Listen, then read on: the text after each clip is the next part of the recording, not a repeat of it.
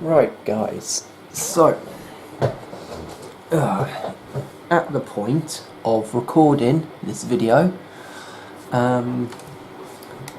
episode 5 of the current series on Series Watch was going to be uploaded, but for some reason my computer decided, once it had finished uploading, to let me know that it wasn't actually going to upload because of something to do with the Wi-Fi connection. So I've had to redo that.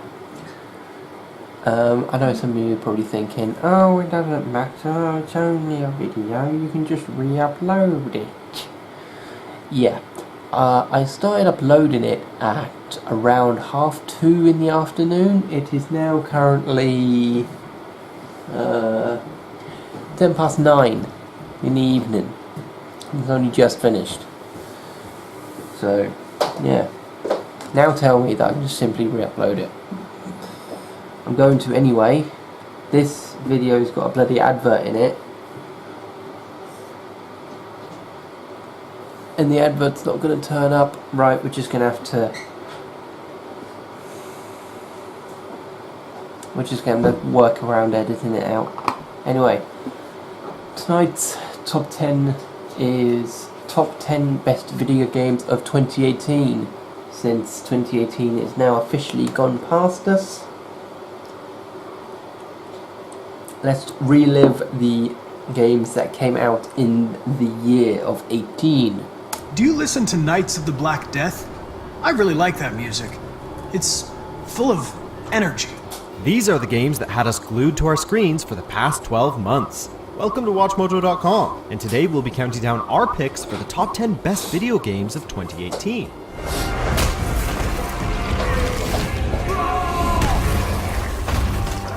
"2018 has been an absolute roller coaster of a year. Click the link below to find our best and worst of 2018 videos for a look back at all the awesome and crazy things that happened. For this list, we're looking at the absolute greatest titles released this year. And while we couldn't fit all the games we wanted to, we think our list will stand the test of time. As is tradition, we will not be including any remakes, remasters, or enhanced ports of any kind. Also, we will not be including Fortnite, as its Battle Royale mode was released in 2017. However, this time around, we're going to start out with the honorable mentions to get things going. Next time, I'll have a tale of my own to tell. It'll be bloody and agonizing, sure. But at least it'll be quick. Merc forces are contesting Alpha.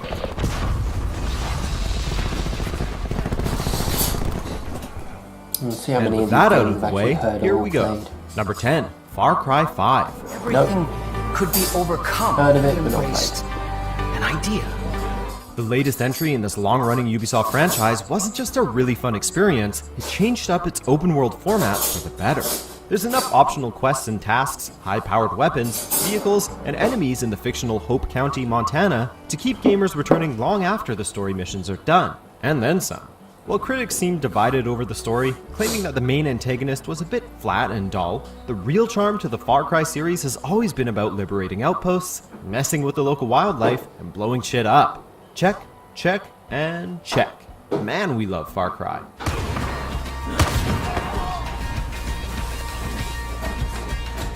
Number 9, Dead Cells.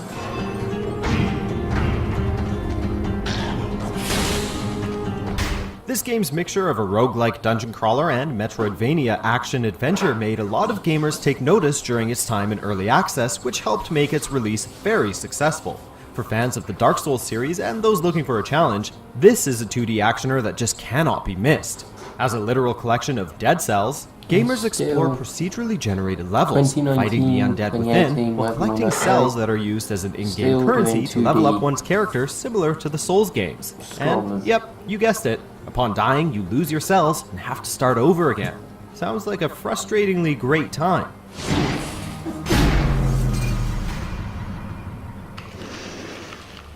Number 8, Subnautica.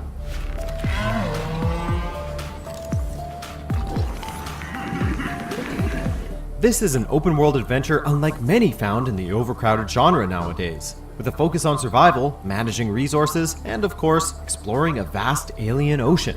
There are no towers to unlock or bad guys to shoot, but there's a lot of cave sulfur to collect. Not to mention the game's story is surprisingly engaging and compelling, especially given how it's conveyed to the player. Trust us that this game is a rare example of a truly fun survival game that'll have you both excited and terrified of what's just beyond the next reef.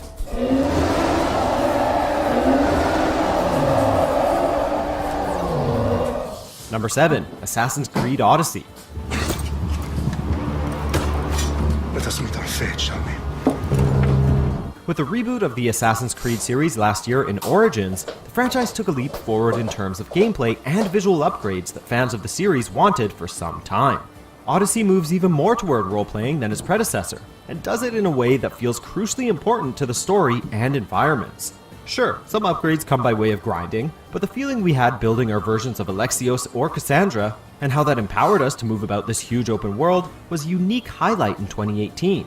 Also, the game's fictional retelling of the Peloponnesian War, how cool was that? Day was a day the Persians will never forget. Number 6, Marvel's Spider-Man. Number 6.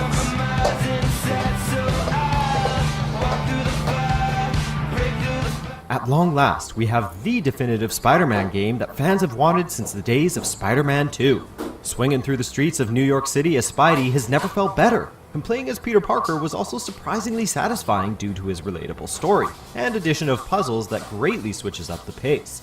Not only that, but the edge-of-your-seat boss battles provided some of the game's most climactic moments. Sure, the side activities could have been better, but with traversal and combat this good, it's the game that Spidey fans have been waiting for.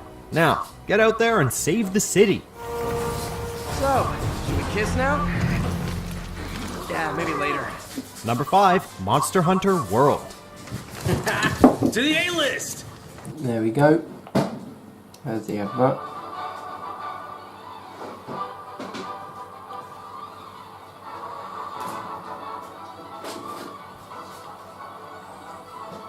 And I can't even get rid of it.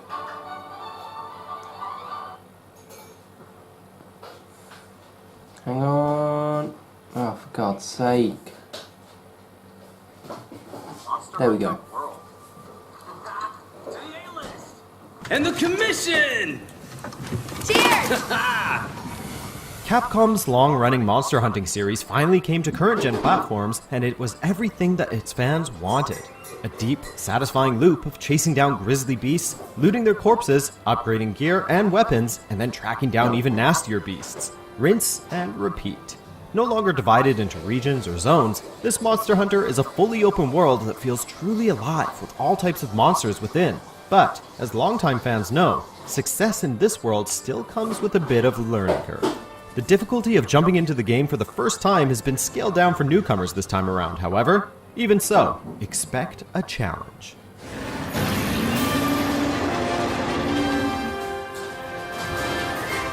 Number 4, Super Smash Bros. Ultimate.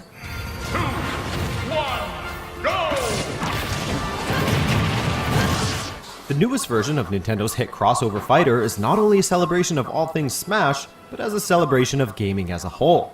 The roster is absolutely huge and contains every returning character as well as a good handful of new ones. Returning home to this fighter feels great 4 years after the last game, and it feels even faster and more technical than before, making it great for competitive play. With the return of great single-player content though, this series is no longer just for competition and multiplayer, and we loved going mano-a-mano with a game to unlock more characters and neat items. All hail Smash Bros.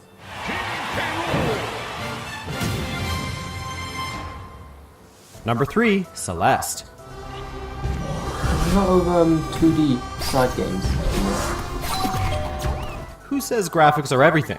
There's always plenty of room for super tight gameplay, fantastic soundtrack, and a deeply original story. And luckily, Celeste checks off all 3 boxes to become one of the best 2D platformers ever made. Madeline's struggle to climb Celeste Mountain, while dealing with her own anxiety issues and inner demons, is an emotional journey that we weren't expecting to be handled so incredibly well for such a tricky subject. Plus, the challenging yet well-designed stages really nail the game's themes of overcoming adversity. It's one thing to have a fantastic story and gameplay, it's another to have these elements complement each other so well. Thus, Celeste sets a new high bar for future indie games.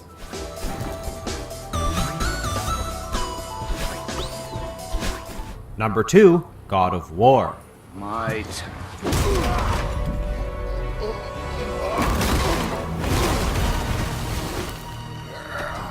Sony's reboot of the acclaimed God of War franchise was nothing short of miraculous. After all, it made us fall in love with Kratos after many years of making him a highly unlikable, angry character. Backed by Norse mythology this time around, this game tells a tender, dynamic tale of Kratos and Atreus' emotional journey about fathers and sons, loves and losses, and new beginnings. All backed up by tighter combat and a jaw-dropping Norse world to uncover. And who didn't get overwhelmed with excitement when Kratos retrieved his iconic Blades of Chaos? This game wasn't just an epic adventure, it has us hungry for more. Now, bring on Thor. But I am your monster no longer.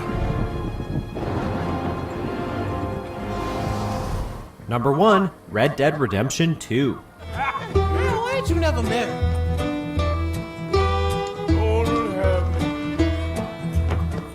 What would a best of the year list be without the latest offering from Rockstar Games? We don't know, nor would we care to Haven't find played it out. yet. This game is everything that Grand Theft Auto isn't. Slow-paced, realistic, and highly precise. But it's also everything we've come to love from Rockstar. Grand in scope and structure, incredibly innovative, and it's a ton of fun to play. The story of Arthur, Dutch, and company is also one of the best gaming has to offer, with an incredible cast of characters that had us laughing, loving, and cursing our way through its 60-plus hour narrative. Which reminds us, it's time to be getting back to camp to do our chores. Why don't you take a few of us up there right now? I got this, Dutch. Should be fun.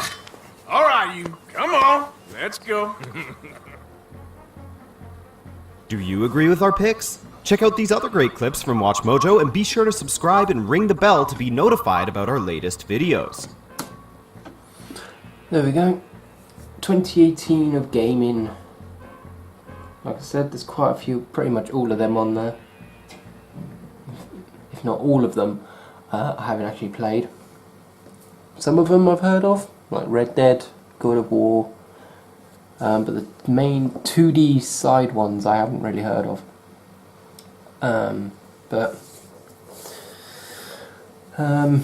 Leave in the comments what your favourite game of 2018 was. And we will end with...